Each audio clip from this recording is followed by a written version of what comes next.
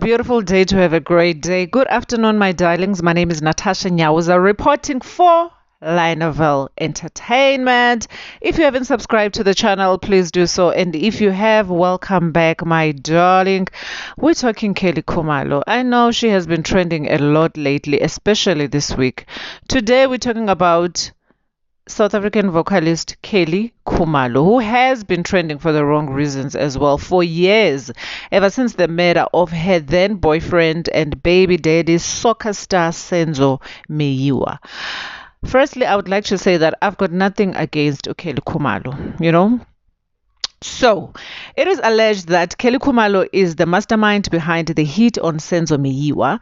And I've noticed that just by mentioning the name Mandisa, people get very touchy and defensive. And truth be told, Kelly Khumalo ugena ndoni by killing Senzo Meyiwa. I'm not saying she did it, and I'm not saying she did not do it. But what I find her personally guilty of is the fact that uzothi usendlini in your house, and then someone gets murdered in your house, and you claim to not have seen nothing. You have no information that can help the police. For me, that does not make sense. That really does not make sense. So the fact that ama statements ka Zandi are chincha every now and then, that's what I find her guilty of. Like, why would you do that to the father of your child? Don't you want him to rest in peace? Don't you want him to find closure? And the people abenze lento babanjwe. Yes, we hear that all the evidence points to her, but why is she not arrested?